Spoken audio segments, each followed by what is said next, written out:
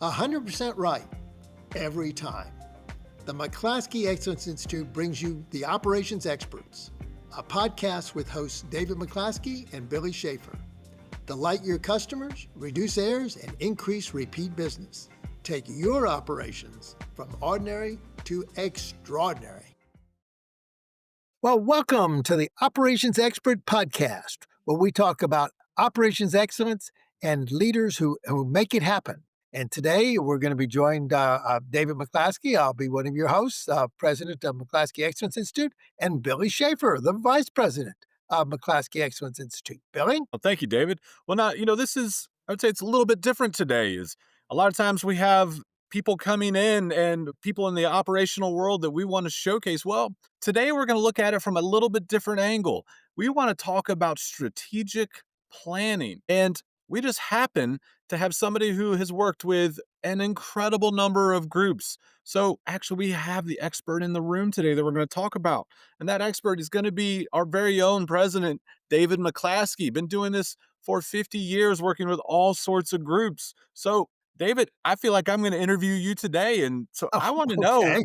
how did you get interested in this? It's such a weird thing to get interested in, but it seems like you've fallen into it and found a great love for it. So how did you get into this? Well, if you think about operations excellence, and you can do so much with what you have, but it's even better if you can say, how can I systematically design it? So a year from now, I'm in a whole lot better shape. I can do a whole lot more than I could do if I started where I was a year ago.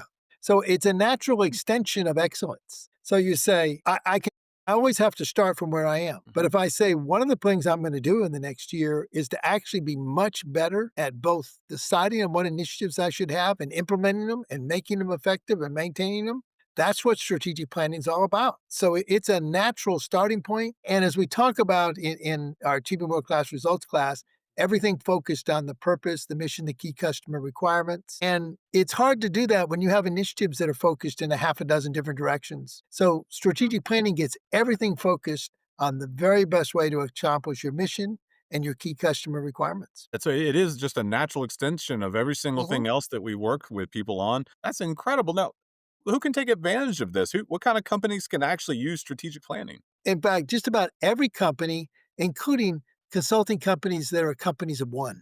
So every size company can do it, and I've done it with just about every size company. And it's particularly companies that have multiple units, even if it's just 3 or more units. They get a lot of benefit out of it. But even if it's just a single unit or a single person, even they can get great benefit out of it.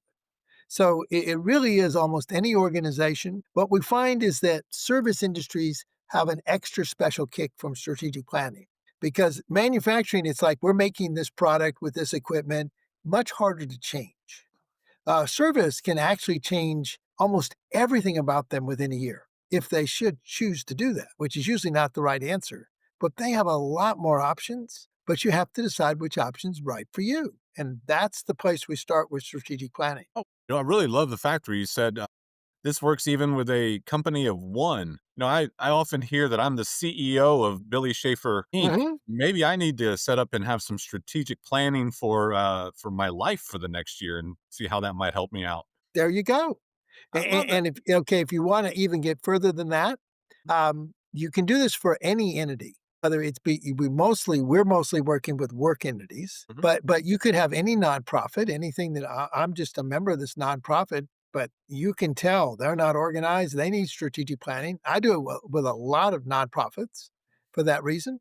And a lot of times it's a member that said, we could be so much more effective at accomplishing our mission if we had our act together, and Mhm. strategic planning can help do it. And here's another one. This one is so profound that most people, even when I mention it, they'll go, oh, don't say that. A family is an organizational unit, but there's almost no family that can answer the question, what's the purpose of the family? And have every member of the family actually respond the same answer. So one of the reasons that families aren't as effective as they could be, because the family has never agreed to why the family exists. Wow, And that so strategic planning can actually do that. takes us all the way back to the family crest and the family motto. And well, we're getting a It little does. historical today. Yeah.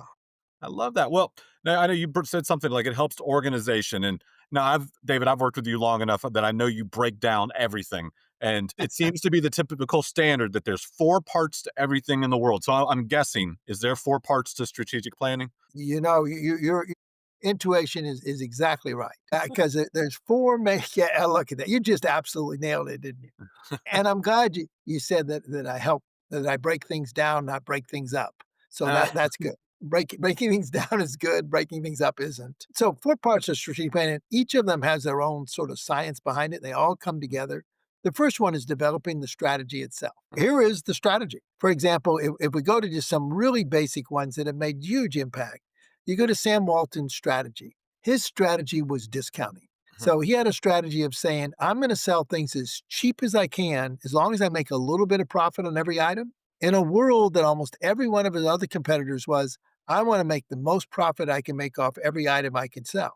So what he did was have a low price and sold more of them. And he said, look, here's the deal. If I sell 1,000 units and make 10 cents each, I'm making more money than somebody that sold 10 units and made $1 per unit. And the reason I can sell 1,000 and they're only selling 10 is because mine's like 1/3 less price because I'm going for the minimum discount. And he built the biggest and still has the biggest consumer products company in the world. Strategy is what did it.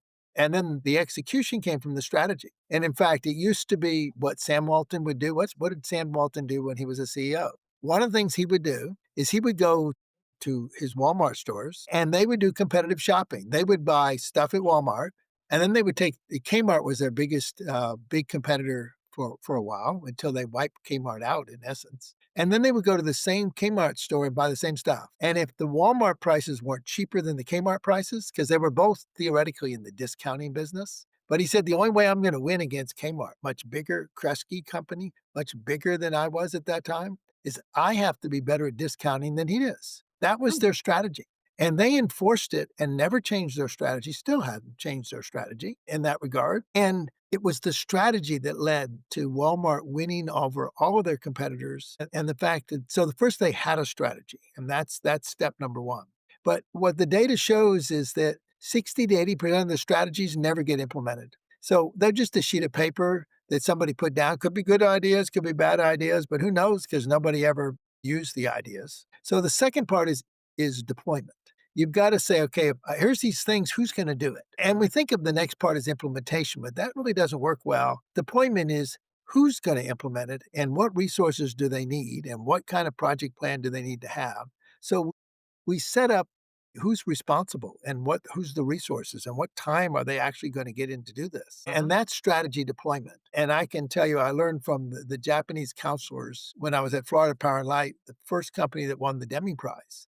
They asked me to come, and just two outside people they asked to come in. And I got to work beside these Japanese counselors as they gave the best policy deployment. They called their strategies policy deployment process in the world. And so I got to learn from the leaders, the best strategic planning deployment process, and it's just fantastic to see it. So you deploy it. So now we have the plan and who's accountable, and they have resources.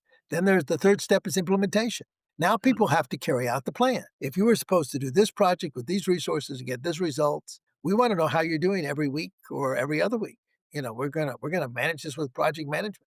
And then the last one is this is an annual cycle. It doesn't happen just once. So the last year you evaluate how well did we accomplish our strategies? How well would you deploy our strategies? Did we pick the right strategies? And then you use that information to improve your strategic planning process, and then you use that again. So you're always getting better and better at strategic planning. And can I share a story of how well this works? Please. Florida Power and Light. So they're an electric utility in South Florida, East Florida, really. So big electric utility. They were the first company to win the Deming Prize, which is the foremost prize for excellence in Japan, outside of Japan. So they were the first ones to win it. And that's why Japan was getting such an edge in the 60s and 70s, is because they had the Deming Prize, which we now have the Baldrige Award that does it for the United States. And they were a okay performing electric utility. I mean, they weren't bad. They were reasonable, among others.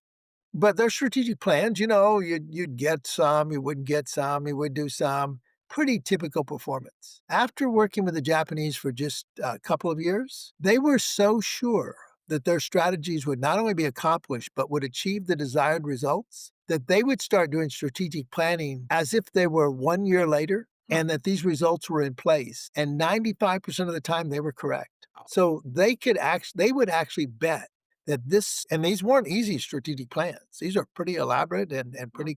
pretty, they weren't just like, oh, they just made them easy. No, these were pretty, stretch plans in some respects. They could absolutely count on them because the process was that assured. And when you have leadership, they can say, okay, this plan will be a reality in 365 days. My job as the top leader of the company is to start figuring out what the right objectives are 1 year from now when these results are in place. So when they came up with strategies, they'd been thinking about it for a whole year. So they really had a great thing. So it was fabulous to say, you want to know what the future is going to be? Just let's see what their strategic plan is. It's so good. This will be a reality and you can bet on it. Well, that's incredible. You said two things that I really want to go back to. Is hey, it's strange to hear anybody talk about Walmart as the smaller of the two companies, Oh, yeah.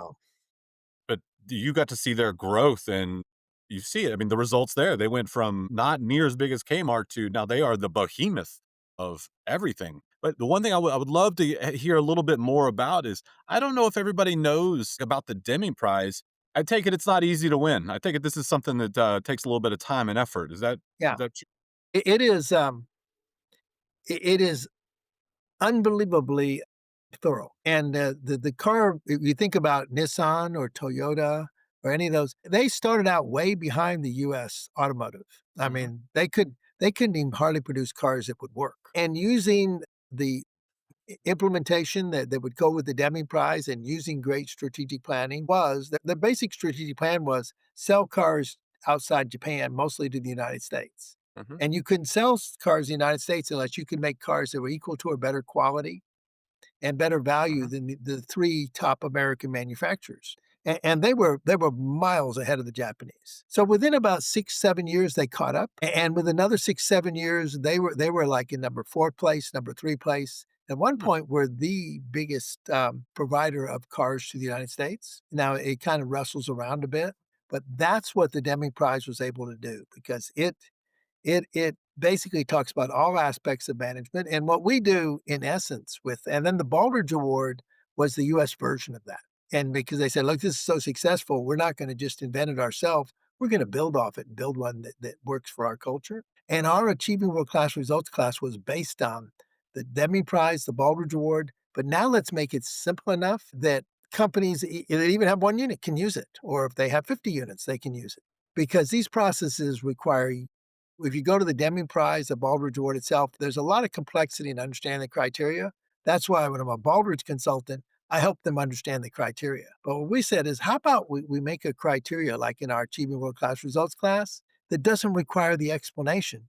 When you hear it, you say, okay, I get it. And that's why the Deming Prize is terribly powerful. So is the Baldrige Award. And our Mhm. Achieving World Class Results class is the way that actually gets the power of those things into individual companies. That is incredible. So, to everybody listening, if you truly love what you're hearing right now, and I do, it's we have to think can you use those same principles that Sam Walton used to go from the smaller of the two to this behemoth, or that Nissan and Toyota, or all these great companies that have used strategic planning? Well, if you want to go to the mountaintop, or if you want to go to Everest, you need a guide, you need a Sherpa. That's what we are here for. David and I can help guide you through strategic planning to make it simple and easy to follow so that you can now not only take 50% of your goals from last year and accelerate that to 100% of your goals, not only written down, but achieved through strategic planning. This strategic planning becomes simple when you have a guide, and McClaskey Excellence Institute is the ones that can help guide you through this. And when you see the results, 20%, 50% more in revenue just because you are now taking where you started last year and standing on the shoulders and seeing further instead of starting over again. Contact us at info@mcclaskeyexcellence.com if you're interested in us guiding you through strategic planning. Well, David, I appreciate that everything you're saying here. It's absolutely incredible in the history and the Deming but well, that's the who, the what, the why, and the where. But when do we do this? When is it important to actually strategic plan. And that's a good point. Most companies do it near the end of the fourth quarter or the very beginning of the first quarter. So the planning period is sort of between October and the end of February. A lot of people would like to get it done for the end of the year. This is Mhm. good timing. If you started now, you'd have it all set by the end of February, which works out really well because you have most of the year to work. So this is the ideal time to work on it, and we are consulting with companies who are doing strategic planning right now, and Mhm. it is a pleasure to see the plan and the unity it causes. But more so, ones that because we work with the same companies over and over again, that you see the success from previous years and you see that they've advanced their company. And it not only makes us feel good, but it Mhm. makes the leadership feel good because they go, look, we caused this to happen because we ran this, we, the company leaders, ran the strategic planning process. We used the process that we suggested and facilitated, but it's done by the company leadership, not by outsiders. And then they see it work, they see their plan, they say, look, we could take all these resources and get them focused in the same direction and look at the results we got. And we're going to learn from that and even do better next year. So it's great to see the pride and the results. I love that. And David, we've been talking a lot about what happens when you do it. Well, what happens when you don't? That's a good point because most people don't see the path not taken. Mhm. They only see the path taken. And one of the ways you can see it is working with companies who have really don't either didn't do strategic planning or they wrote a plan but never implemented them Mhm. because I don't know how to get it implemented, or we tried things, but, after a month, everybody was back to whatever they were working on, but without the plan. And then you see them using it and you see the results. And we've seen things like, okay, there's possibly level or just slightly increases in revenue, go Mhm. from slight increases to 10 to 20% increases because they actually got the right strategic plan and implemented it, and it was right and it paid off, and you see it in the results, the main results the company gets. Amazing. And I love the fact that, too often we look at, like you said, the path of the good, but sometimes we got to look Mhm. at the other way to know what are we trying to Yeah. avoid by actually doing this. And that pitfalls that we're going to avoid are just incredible that you're telling. Well, who's the last one you did this with? Can you tell me about how it went the last time you did this with a company and how it felt? Oh, yeah, it was fabulous Mhm. because working with a company absolutely dedicated to excellence, but they needed to tune up their strategic planning process. And the previous year, they had a really good plan, but it didn't get executed very well. It got after 2 months, the execution went to 0. And so tuned up the remember the part of development, deployment, and implementation was the issue. Mhm. So we really reinforced the review process because we set up not only the plan, but how do you manage to the plan? Because that's the hard part to get the resources to stay on track. And because if you think about covering 4 quadrants, the one that's important but not urgent, that's strategic planning. And so, how do you keep people focused on the important but not urgent, as opposed to the urgent taking over everything? And strategic planning reviews help to do that. So we worked together and they set up a wonderful review process. And the leader ran that review process beautifully. Huh. And they got all of their major objectives accomplished, and a year later, what they had set out to be accomplished was accomplished, and now they're doing it again. So now we've done strategic planning, and they're at it again. So it's such a pleasure to see, wow, we just look at whatever part's not working and get it working, and then you see it has great results. I'd love to hear that because I've always said that the worst place to be is where you were last year. So it's good Yeah. that it's cool to see that they're moving forward and oh, Mhm. that's pretty awesome. Well, David, I've asked you a lot of questions. Is there any questions you have for me that I'm able to? Oh, yeah, I've got so, Billy, you've been director of operations. You've had to actually be that leader who's Mhm. helped to get the strategic plan implemented. Can you talk about here's some of the problems, and then how did you overcome those problems to actually get people to focus on the strategy and not get diverted by the urgent? Oh, it all comes down to once you set that ritual of the follow up, that it doesn't matter what else is happening. You are going to sit down for Mhm. that follow up.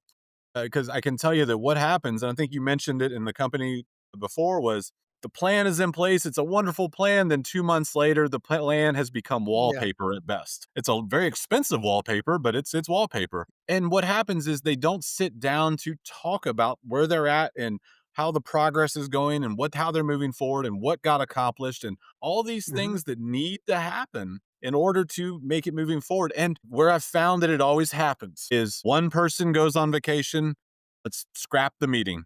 Well, why not? If you have the meeting in place, if you have that ritual set at Wednesday at 9:30 a.m., we're going to Yeah. sit down and we're going to get updates on the strategic plan. It doesn't matter if you're by yourself. You sit down and you go over the strategic plan at 9:30 on Wednesday morning. And that is the first pitfall is as soon as those meetings Hmm. become not important or well, Right. somebody's missing it or they're on vacation or Hmm. well, it's Thanksgiving week or well, my dog Yeah. had its birthday, so I just can't be there.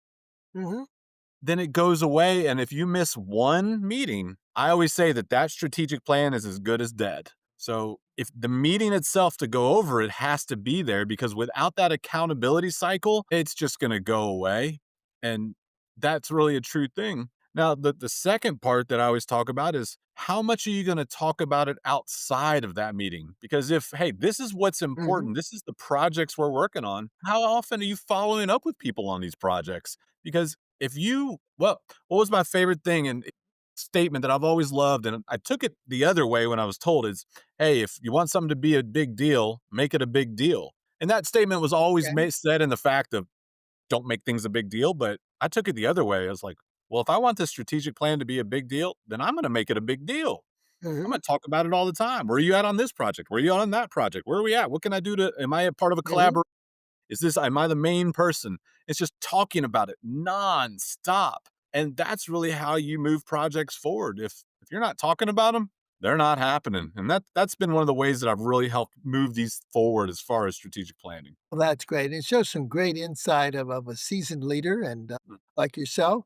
So let me here's the excuses I hear all the time. We're short staffed. We're having a Mhm, little trouble hiring.